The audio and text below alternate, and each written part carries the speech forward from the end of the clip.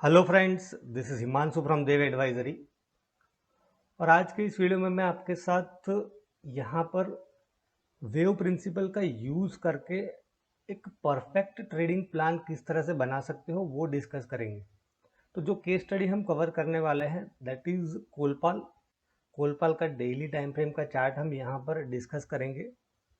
But चीज़ों को हम यहाँ पर एनालाइज करें उससे पहले ट्रेडिंग प्लान क्या होता है उसमें मैं थोड़ा ब्रीफ कर देता हूँ कि सबसे पहले तो देखिए trading plan is nothing but A road map कि आप जो ट्रेड करने वाले हो तो उसमें किस तरह से आपका एग्जीक्यूशन रहेगा।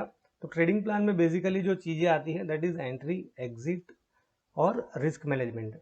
एग्जिट में आप प्रॉफिट में कहाँ प्रॉफिट बुक करना चाहोगे और अगर आपकी एनालिसिस गलत है तो कहाँ पर आप स्टॉप लॉस बुक करके रिस्क को मैनेज करोगे। तो ये सब चीज़ें ट्रेडिंग प्लान में होती है और सबसे पहली चीज़ तो यही है कि ट्रेडिंग प्लान आपको बनाना है तो आपके पास कोई ना कोई मेथड होना चाहिए। तो जो मेरा ट्रेडिंग है आप सबको पता ही है। बेसिकली हमारे जो दो कोर सेटअप्स है, first is Elliott wave and the other is squeeze setup. तो यहाँ पर हम पहले एलियट वेव के हिसाब से डिस्कस करेंगे, देन स्क्वीज का जो स्ट्रक्चर है उसके हिसाब से भी किस तरह से हम मतलब एक ऑल्टरनेट ट्रेडिंग प्लान यहाँ पर बना सकते हैं यूजिंग स्क्वीज ऑल्सो। तो ये सब चीज़ें हम यहाँ पर डिटेल में डिस्कस करेंगे। और ट्रेडिंग जो है it is a waiting game. और वेव प्रिंसिपल आपको जो मैंने जैसे बताया कि परफेक्ट ट्रेडिंग प्लान में बनाने में किस तरह से हेल्प करता है, दैट मीन्स कि आपको रिस्क रिवॉर्ड रेशियो किस तरह से बूस्ट करना है, कहाँ पर आप एंट्री प्लान कर सकते हो, वो सब चीज़ें आप डिटेल में एनालाइज कर सकते हो if you are aware of wave principle. That means कि आपको वेव प्रिंसिपल का नॉलेज है थोड़ा बहुत। तो चलिए सबसे पहले हम जो डिस्कस करेंगे वो वेव प्रिंसिपल का यूज़ करके करेंगे। तो यहाँ पर देखिए मैं काउंटिंग यहाँ से स्टार्ट करूँगा। ये जो स्विंग आई है दैट इज़ अराउंड 1823। तो यहाँ पर लेबलिंग बहुत ही इजी है और यहाँ पर ये जो चार्ट है उसको हमें लेबल करना हो तो ये जो फर्स्ट डिक्लाइन है दिस कुड बी वेव 1, ये जो है दिस इज़ वेव 2 और ये शार्प फॉल है यहाँ पर वेव 3 कंप्लीट हुआ हो और अब यहाँ पर माइट भी फोर्थ वेव का बाउंस हो सकता है और फिफ्थ के लिए वापस नीचे आ सकता है। और यहाँ पर देखिए कि ये जो थर्ड वेव हमने लेबल किया है, राइट। तो अब हम क्या करेंगे, फिबोनाची एक्सरसाइज करेंगे कि ये जो हमने लेबलिंग किया हुआ है, वेव 2 जो लेबल किया है, वेव 3 जो लेबल किया है, तो वो एलियट वेव की गाइडलाइन के हिसाब से है या नहीं। तो पहले हम देखते हैं कि वेव 2 में जो रिट्रेसमेंट आया हुआ है वो कहाँ तक है। तो आइडियली वेव 2 जो है वो क्या होता है कि काफ़ी शार्प करेक्शन होता है। तो वेव 2 में नॉर्मली 0.618 0.786 यहाँ तक का रिट्रेसमेंट हमें देखने को मिलता है। और आप देखिए कि एग्जैक्टली ये जो करेक्शन था वेव 2 का यहाँ पर वो क्या था, यहाँ पर एग्जैक्टली 0.618 के आसपास ही प्राइस देखिए कि यहाँ पर रेजिस्टेंस फेस किया और ये जो स्विंग लो था उसको ब्रेक किया और काफ़ी एक्सेलरेटेड मोमेंटम था। और यहाँ पर भी आप थर्ड वेव भी देखोगे, जियो जो थर्ड वेव लेवल किया है it is also an impulsive move. तो उसमें भी 5 सब वेव्स होते हैं और ये जो वेव 1 है यहाँ पर जो हमने लेवल किया है इट इज़ ऑल्सो इम्पल्सिव। तो उसमें भी देखिए 1 2 3 4 एंड 5 क्लियर दिख रहा है। हम उसके सब वेव्स यहाँ पे लेबल नहीं करते। एंड वेव 2 जो है इट इज़ करेक्टिव। तो उसमें देखिए ए बी एंड सी करके यहाँ पर क्लियरली हमें करेक्टिव पैटर्न देखने को मिल रही है। सो जैसे हमने देखा वेव 2 का रिट्रेसमेंट है it is confined around 0.618। So that is perfectly fine as per the guidelines of wave principle. अब हम देखते हैं वेव 3 का जो एक्सटेंशन है वो कहाँ तक है। तो वेव 3 का जो एक्सटेंशन लेवल होता है, नॉर्मल एक्सटेंशन जो होता है वो होता है 1.618 1.75। तो यहाँ पर हम देखें कि वेव 3 कहाँ तक एक्सटेंड हुआ है। So what we will do, we will use extension tool. So 0 to 1 -2 करेंगे यहाँ पर। तो आप देखिए कि वेव 3 जो है इट इज़ एक्सटेंडेड अराउंड 1.75 के आसपास ही एक पिन बार बनाया और एक स्ट्रॉन्ग बाउंस हमें देखने को मिल रहा है। सो ये जो हमने लेबलिंग किया है it is very much in line with the Elliott wave guidelines. तो यहाँ पर हमें थोड़ा कॉन्फिडेंस मिलता है बिकॉज ट्रेडिंग में कोई चीज़ें परफेक्ट नहीं होती है, right. We have to collect as many clues as possible और फिर जो हमारे पास क्लूज है, एविडेंस है, उसके बेस पर ही क्या है कि we have to make a better judgement, मतलब एक कॉल हमें लेना पड़ता है। अब हम यहाँ पर ये जो वेव 3 मैंने लेबल किया उसमें भी आप देखिए कि बहुत ही क्लियर कट उसके इंटरनल वेव काउंट मैं just for the sake of knowledge आपको समझा रहा हूँ कि यहाँ पे भी देखिए 1 2 ये 3 है 4 है एंड दिस इज 5। तो इस तरह से ये जो है थर्ड वेव कंप्लीट हुआ है। और यहाँ पर देखिए कि जो थर्ड ऑफ द थर्ड हमने लेबल किया है तो वेव प्रिंसिपल में जो पर्सनालिटी की गाइडलाइन है उसके हिसाब से भी देखिए कि ये जो थर्ड ऑफ द थर्ड जो है इट इज क्वाइट डिस्ट्रक्टिव, वो बहुत ही स्ट्रांग इम्पल्स होता है। और आप देखिए कि ये जो फॉल है तो ये पर्सनालिटी की गाइडलाइन के हिसाब से भी परफेक्टली मैच हो रहा है। तो हम ऐसा कह सकते हैं कि जो हमारा लेबलिंग है it is very much as per the guidelines. तो अब इसका मैं थोड़ा कलर चेंज कर देता हूँ बिकॉज ये इंटरनल वेव स्ट्रक्चर है ऑफ वेव 3 और उसको हम कर देते हैं यहाँ पर सब मिनट है सो दैट आपको कन्फ्यूजन ना रहे, राइट। तो देखिए कि थर्ड ऑफ द थर्ड ये पर्सनालिटी समझाने के मतलब how I am using wave personality. तो जो जो गाइडलाइंस है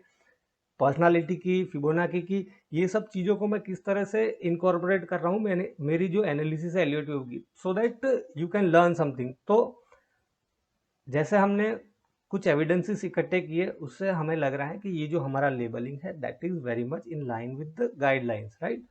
सो अब यहाँ पर ये जो थर्ड वेव कंप्लीट हुआ है तो फोर्थ वेव का बाउंस नॉर्मली कहाँ तक आता है। तो एज पर द गाइडलाइंस ये जो प्रीवियस फोर्थ वेव की टेरिटरी होता है तो ये जो थर्ड वेव है इसका जो फोर्थ है, राइट, वहां तक भी ये बाउंस हो सकता है। तो माइट भी यहाँ हो सकता है। और गाइडलाइन क्या कहती है कि वेव 4 में 0.382 का एक रिट्रेसमेंट या तो एक बाउंस आ सकता है इन वेव 4।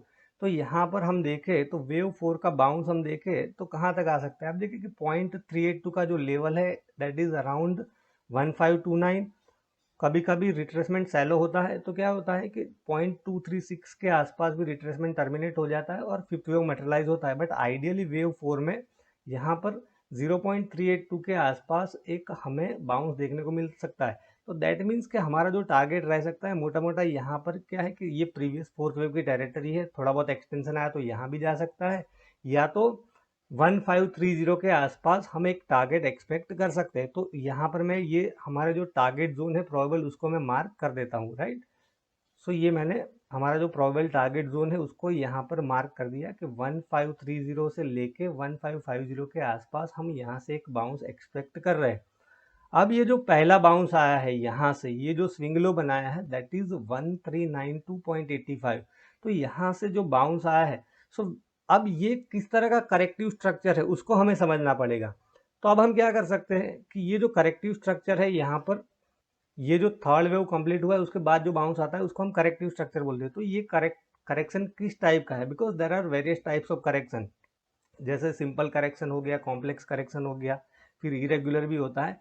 तो generally what I look for कि जिगजैग करेक्शन होता है तो ट्रेडिंग का प्लान जो है वो डिज़ाइन करना थोड़ा इजी रहता है। बिकॉज कॉम्प्लेक्स करेक्शन में क्या प्रॉब्लम होता है कि how complex it gets no one can predict. तो कॉम्प्लेक्स करेक्शन क्या है कि फर्दर कॉम्प्लेक्सिटी भी हो सकती है, डब्ल्यू एक्स वाई या तो W X Y X Z इस तरह का करेक्शन बन सकता है।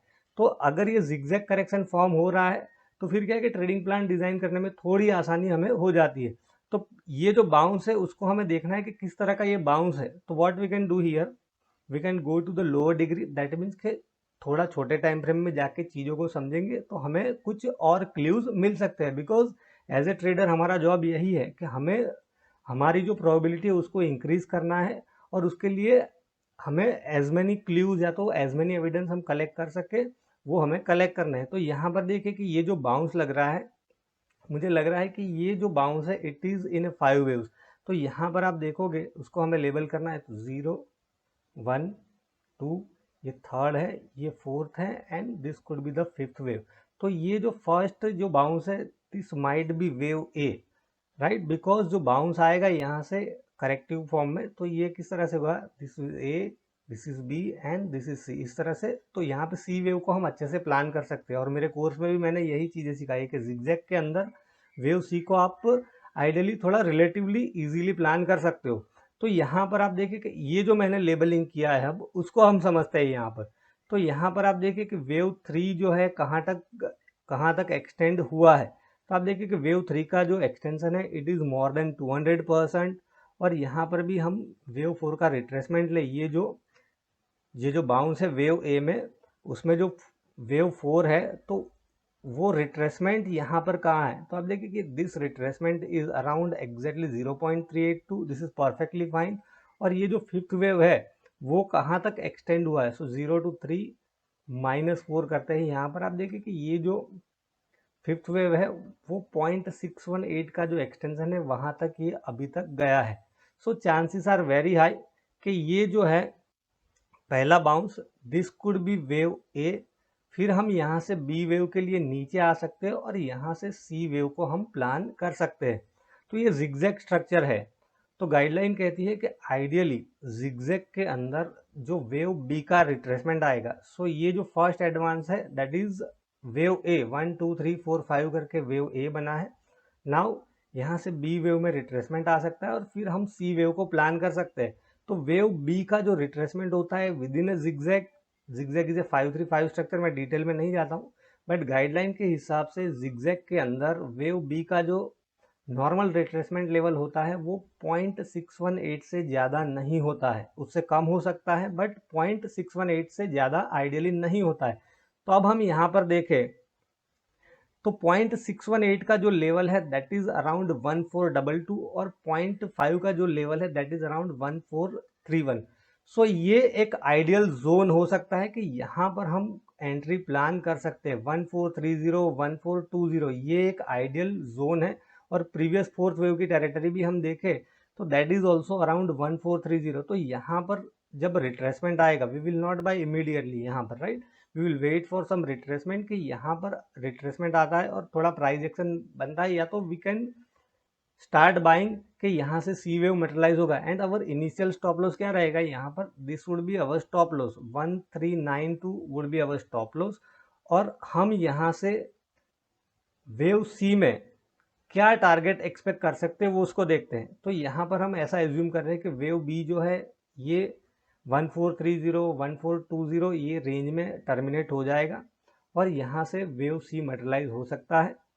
तो वेव सी का जो एक्सटेंशन होता है वो जिगजैग के अंदर आइडियली होता है 100% ऑफ वेव ए। तो यहाँ पर हम देखें 0 to A and we are assuming कि वेव बी जो है लेट अस एज्यूम कि यहाँ पर 1425 के आसपास ये टर्मिनेट हो जाता है। तो हमारा जो फर्स्ट टारगेट आ रहा है आप देखिए कि यहाँ पर 100% ऑफ वेव ए जो है दैट इज अराउंड 1500 और पहला जो टारगेट जोन हमने यहाँ पर मार्क किया था दैट वाज आल्सो अराउंड 1529। तो दैट मीन्स कि यहाँ पर हम थोड़ा प्रॉफिट बुकिंग कंसीडर कर सकते हैं और 1500 को हिट करने के बाद फिर क्या है कि हम ट्रेल कर सकते हैं इन एंटीसिपेशन कि यहाँ पर कुछ एक्सटेंशन आ सकता है 1525 या तो इवन यहाँ पर जो प्रीवियस फोर्थ वेव की टेरिटरी है 1550 वहाँ तक भी ये जा सकता है। तो इस तरह से आप परफेक्ट ट्रेडिंग प्लान डिजाइन कर सकते हो और रिस्क रिवॉर्ड रेशियो को बूस्ट अप कर सकते हो। यहाँ पर आप चीज़ों को चेज नहीं कर रहे हो, आपके पास बहुत ही क्लैरिटी है कि मुझे क्या करना है, कि अगर ये जोन में आया this would be my stop loss, मैं कहाँ पर प्रॉफिट बुकिंग करूंगा। और यहाँ पर आप देखोगे जिस हिसाब से हमने ट्रेडिंग प्लान डिजाइन किया है तो लेट अस एज्यूम कि हमारा एवरेज बाई प्राइस है दैट इज अराउंड 1425 और हमारा जो फर्स्ट टारगेट है दैट इज अराउंड 1500, राइट। तो 1500 के आसपास हमारा फर्स्ट टारगेट है and our initial stop loss would be around this 1392 के आसपास हमारा इनिशियल स्टॉप लॉस है। 1500 इज अवर फर्स्ट टारगेट। अब देखिए कि जो फर्स्ट टारगेट है उसमें भी हमें यहाँ पर जो रिस्क रिवॉर्ड रेशियो मिल रहा है दैट इज 1:2। तो 1:2 बहुत ही अच्छा रिस्क रिवॉर्ड रेशियो है। अगर आपके रिस्क रिवॉर्ड रेशियो में फिट होता है तो यहाँ पर इस तरह से आप उसको ट्रेड करने का प्लान कर सकते हो। तो हमने यहाँ पे डिटेल में डिस्कस किया कि वेव प्रिंसिपल का यूज करके आप किस तरह से प्लान कर सकते हो। So this is my plan के इस तरह से मैं कोलपाल को ट्रेड करना चाहूँगा ideally using a wave principle. Now squeeze के हिसाब से भी मैं देखता हूँ कि स्क्वीज के हिसाब से मुझे कोई स्ट्रक्चर मिलता है या नहीं। तो अब हम यहाँ पर स्क्वीज के हिसाब से देखते हैं। तो यहाँ पर देखिए कि हाई कॉम्प्रेशन स्क्वीज है और प्राइस जो है ये जो मिडल की जो ब्लू लाइन है दैट इज 20 EMA और यहाँ पे देखिए कि जो सस्टेन सेलिंग था अब क्या है यहाँ पर न्यूट्रल बार बना है, दैट मीन्स के वाइट बार बना है, this is a neutral bar, high compression squeeze है और प्राइस ने 20 EMA के ऊपर शायद क्लोजिंग दिया है यहाँ पर, राइट। तो अब ये स्क्वीज ये जो रेंज मैंने मार्क कर रखी है उसके ऊपर फायर हो सकती है। यहाँ पर आप देखोगे स्विंग आई है दैट इज अराउंड 1471। यहाँ पर भी आप देखोगे 1470, और आज का हाई भी हम देखें तो एग्जैक्टली 1470 है। तो अब ये जो स्क्वीज है वो ऊपर की साइड में फायर हो सकती है। यहाँ पर हम मोमेंटम देखें, momentum is also above zero, तो चांसेस आर हाई कि ये स्क्वीज यहाँ से फायर हो सकती है ऊपर की साइड में, और वेव ए में एक्सटेंशन भी आ सकता है। We might not get a retracement, जो हमने वेव प्रिंसिपल के हिसाब से देखा। तो in such case how I would plan कि अगर ये जो हाई है 1470 के ऊपर यहाँ पर अगर कोलपाल सस्टेन हो गया कल, दैट मीन्स के आज के हाई के ऊपर अगर कल ट्रेड करता है और इंट्राडे में हाई के ऊपर डे हाई, दैट मीन्स कि आज का जो हाई है उसके ऊपर कुछ कंसोलिडेशन देखने को मिलता है, और फिर जो ब्रेकआउट आएगा वहां पर हम एंट्री प्लान कर सकते हैं। और जिस तरह हमने देखा कि जो हमारा टारगेट रहेगा इनिशियली 1500 के आसपास रह सकता है, तो यहाँ पर हम क्या है कि 1470 के नीचे का थोड़ा स्टॉप लॉस लगा सकते हैं, और फिर किस रेंज में कंसोलिडेशन बनता है और कहाँ से ब्रेकआउट आता है वो प्राइस एक्शन देख के इंट्राडे की, तो इंट्राडे में भी इस तरह से प्लान कर सकते हैं यूजिंग अ स्क्वीज स्ट्रक्चर। यहाँ पे मैं इमीडिएटली बाय नहीं करूंगा, I would rather wait for a retracement. तो इस तरह से इंट्राडे के लिए प्लान कर सकते हो यूजिंग ए स्क्वीज, या तो जिस हिसाब से मैंने आपके साथ डिस्कस किया कि वेव प्रिंसिपल का यूज करके भी इस तरह से डिटेल में आप प्लान डिजाइन कर सकते हो। सो आई होप फ्रेंड्स कि ये सब चीजें जो मैंने आपके साथ डिस्कस की है, it might help you in your trading. Thank you.